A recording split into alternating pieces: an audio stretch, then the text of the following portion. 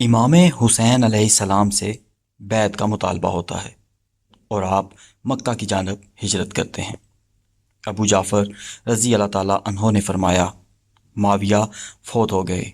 مدینہ کا والی اس وقت ولید بن عقبہ بن ابو سفیان امیر معاویہ کا بھتیجا اور یزید کا چچا زاد بھائی تھا۔ اس نے حسین بن علی رضی اللہ تعالیٰ عنہ کی طرف بیعت لینے کی غرض سے قاصد بھیجا۔ آپ نے فرمایا، مجھے سوچنے کی مہلت دو اور جلدی نہ کرو۔ ولید نے ان کو مہلت دے دی۔ اسی اثنا میں آپ مکہ تشریف لے آئے۔ اہل کوفہ کو پیغام بھیجتے ہیں۔ کوفہ والے ان کے پاس آئے اور بعض نے قاصدوں کے ہاتھ پیغامات بھیجے کہ ہم نے آپ کی خاطر اپنے آپ کو بیعت سے روک رکھا ہے۔ ہم یزید کے والی کے پیچھے جمعہ نہیں پڑھتے، آپ ہمارے پاس تشریف لے آئیے۔ کوفہ کے والی اس وقت نعمان بن بشیر انصاری تھے۔ مسلم کوفہ روانہ ہوتے ہیں۔ حسین نے اپنے چچا زاد بھائی مسلم بن عقیل سے فرمایا کہ تم کوفہ جاؤ اور حالات کا جائزہ لو۔ اگر ان کے بیانات سچے ہیں تو ہم کوفہ جائیں گے۔ مسلم روانہ ہوئے اور مدینہ پہنچے۔ وہاں سے 2 راہبر ساتھ لیے جو انہیں ریگستانی علاقے سے لے گئے۔ راستے میں انہیں پیاس لگی اور راہبروں میں سے ایک پیاس کی وجہ سے جاں بحق ہو گیا۔ مسلم نے حسین رضی اللہ تعالیٰ عنہ کو خط لکھا کہ مجھے اس خدمت سے سبق دوش کر دیا جائے، مگر حسین علیہ السلام نے انہیں جواب دیا کہ آپ کوفہ جائیے۔ مسلم کوفہ روانہ ہوئے اور وہاں پہنچ کر اہل کوفہ میں سے ایک شخص کے ہاں قیام کیا جس کا نام مسلم ابن اسوجہ اسدی تھا۔ باشندگان کوفہ کو جب ان کی آمد کی خبر ملی تو ان کے پاس چوری چھپے آتے اور ان کے ہاتھ پر امام حسین علیہ السلام کے لیے بیعت کرتے، حتیٰ کہ کوفہ کے 12,000 باشندوں نے آپ کے ہاتھ پر بیعت کر لی۔ یزید کے ہم خواہوں میں سے ایک شخص عبید اللہ بن مسلم بن نعمان بن بشیر کے پاس گیا اور کہا، یا تو کمزور ہے یا بن رہا ہے، ملک میں فساد پھیلا ہوا ہے۔ نعمان نے اس سے کہا، اس قوت سے جس سے خدا سے سرکشی ہو، مجھے وہ کمزوری عزیز تر ہے جو مجھے خدا کے حلقہ اطاعت سے باہر نہیں کرتی، اور میں ایسا نہیں کہ جس کا اللہ نے پردہ رکھا ہے میں اس کا راز افشاں کروں۔ اس شخص نے نعمان کی یہ بات یزید کو لکھ بھیجی۔ یزید نے اپنے آزاد کردہ مسیحی غلام سر جون کو بلایا جس سے وہ مشورہ لیا کرتا تھا۔ اسے حالات سے آگاہ کیا۔ سر جون نے کہا، اگر معاویہ زندہ ہوتے تو کیا آپ ان کا مشورہ قبول کرتے؟ یزید نے کہا، ہاں۔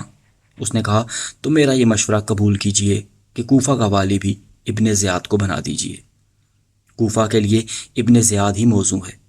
یزید ان دنوں ابن زیاد سے خفا تھا اور بصرہ کی گورنی سے بھی اسے معزول کرنے کا قصد کر رہا تھا، لیکن اس مسیحی مشورے کے بعد یزید نے ابن زیاد کو خط لکھا جس میں اس سے خوشنودی کا اظہار کیا اور اسے لکھا کہ ہم بصرہ کے ساتھ کوفہ کا بھی تجھے والی بناتے ہیں۔ مسلم بن عقیل کو تلاش کرو، اگر وہ مل جائیں تو اسے قتل کر دو۔ ابن زیاد بصرہ کے کچھ سرداروں کی معیت میں کوفہ آ گیا۔ اس نے اپنے ایک آزاد کردہ غلام کو 3,000 درہم دیے اور اس سے کہا، جاؤ اور اس شخص کو دریافت کرو جس کے ہاتھ پر کوفہ والے بیعت کر رہے ہیں، اور اس پر یہ ظاہر کرو کہ تم حمص کے باشندے ہو اور بیعت کی غرض سے حاضر ہوئے ہو، اور یہ رقم دے کر اس کی مالی حالت بھی مضبوط کرنا چاہتے ہو۔ وہ غلام بڑی احتیاط سے کھوج میں لگا رہا، حتیٰ کہ وہ کوفہ کے اس بوڑھے آدمی مسلم بن اسوجہ کے پاس پہنچ گیا جو بیعت حسین کے سلسلے میں کام کر رہے تھے۔ اس نے شیخ سے بات کی تو انہوں نے کہا، تم سے مل کر مجھے خوشی بھی ہوئی ہے اور افسوس بھی۔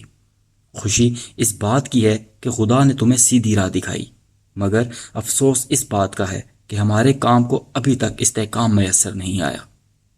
پھر شیخ اسے مسلم کے پاس لے گئے۔ مسلم نے رقم اس سے قبول کر لی اور اسے بیعت بھی کر لیا۔ وہاں سے وہ ابن زیاد کے پاس واپس آیا اور سارا ماجرا سنا دیا۔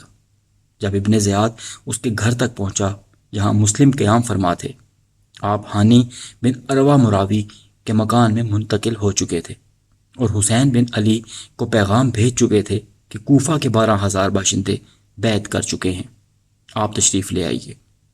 ابن زیاد نے سرداران کوفہ سے کہا، کیا بات ہے کہ اور لوگوں کے ساتھ ہانی بن عروہ مجھے ملنے کے لیے نہیں آئے؟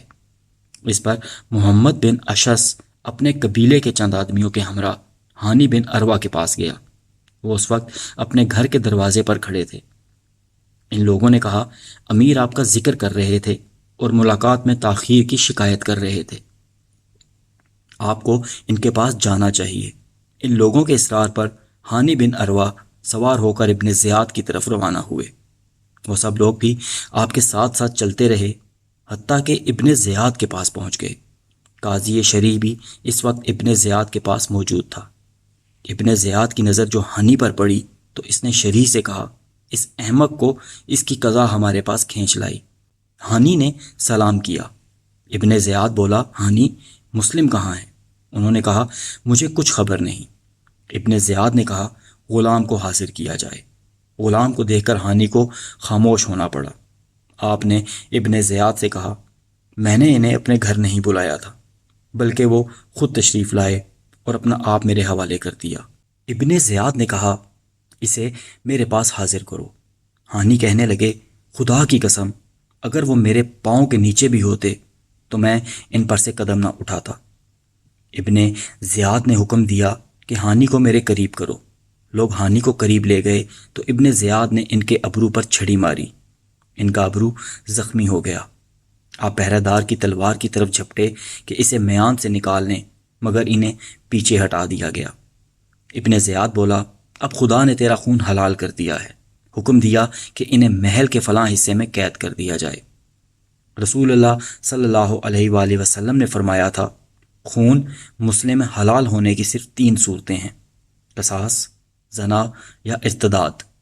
مسلم دور یزید میں یہ چوتھا طریقہ ایجاد ہوا ہے کہ پہلے اشتعال دلاؤ، مارو، پھر جب مظلوم اپنی مدافعت میں ہاتھ اٹھائے تو اس کا خون حلال ٹھہرا کر قتل کر دو۔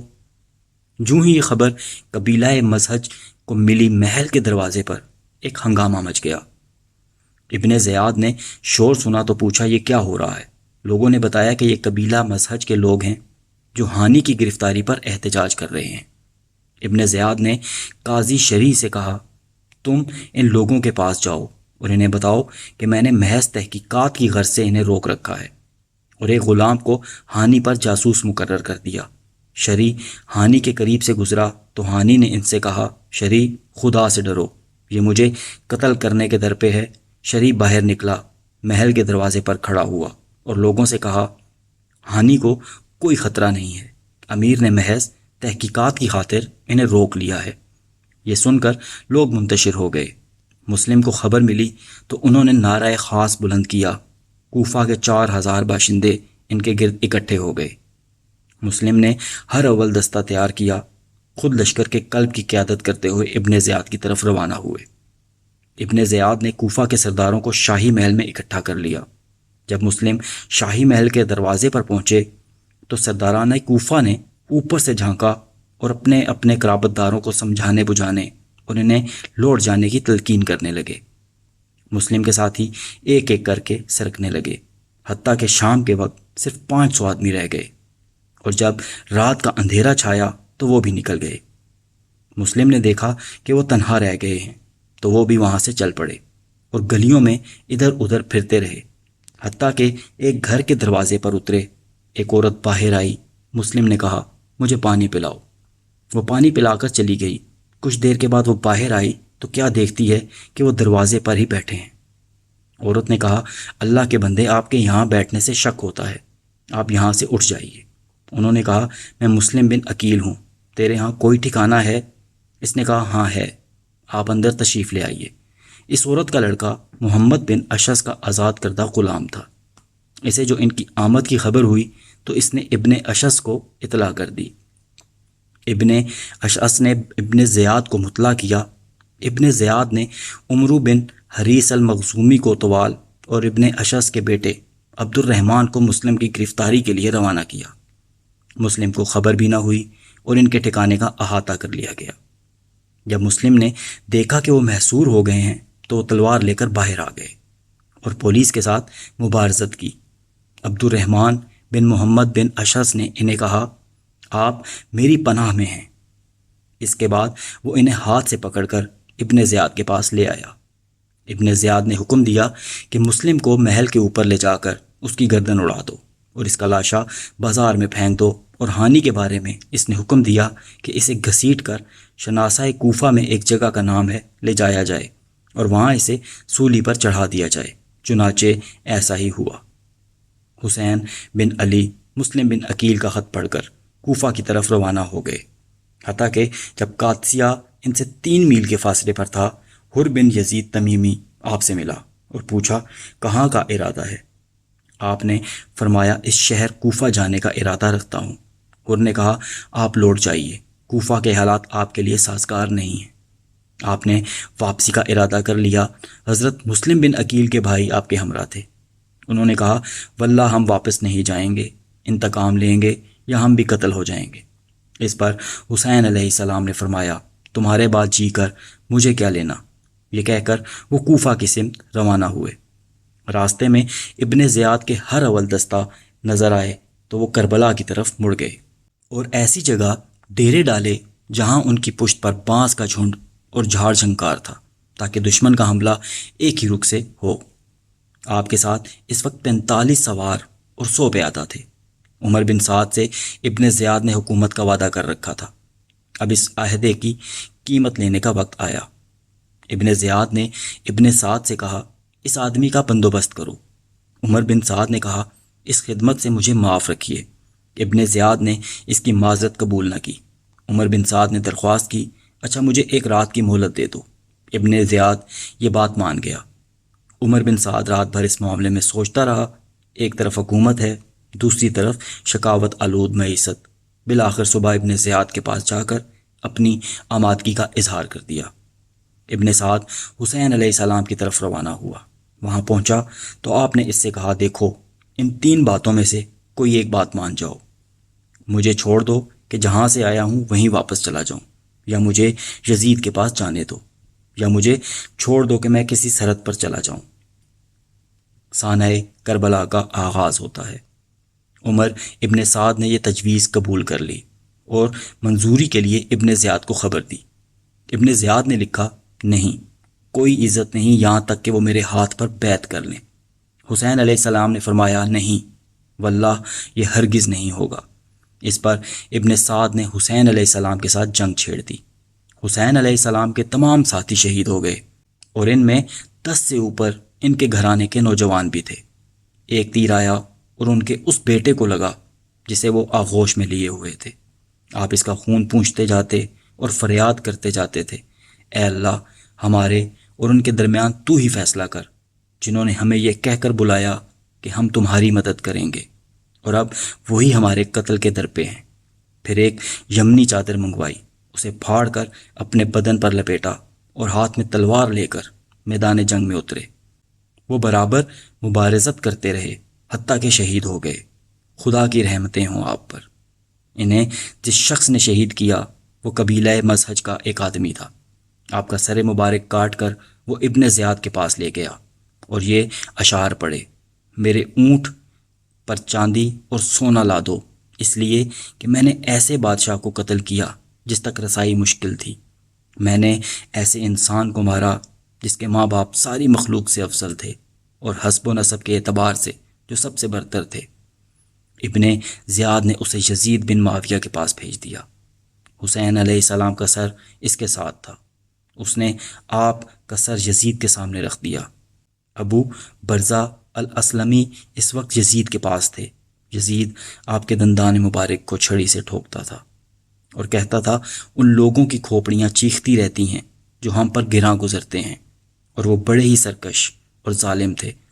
ابو برزہ نے کہا چھڑی دندان مبارک سے اٹھاؤ، خدا کی قسم میں نے بارہا دیکھا ہے رسول اللہ صلی اللہ علیہ وآلہ وسلم نے اپنا دہن مبارک اس دہن پر رکھا اور اسے چوما۔ ادھر ابن سعد نے آپ کے اہل و عیال کو ابن زیاد تک پہنچا دیا۔ حسین بن علی رضی اللہ تعالیٰ عنہ کے گھرانے کا صرف ایک ہی فرزند بچا تھا جو بیماری کے باعث خواتین کے پاس تھا۔ یہ امام زین العابدین تھے جو زیر نظر روایت کے ماخذ امام ابو جعفر کے والد ماجد ہیں۔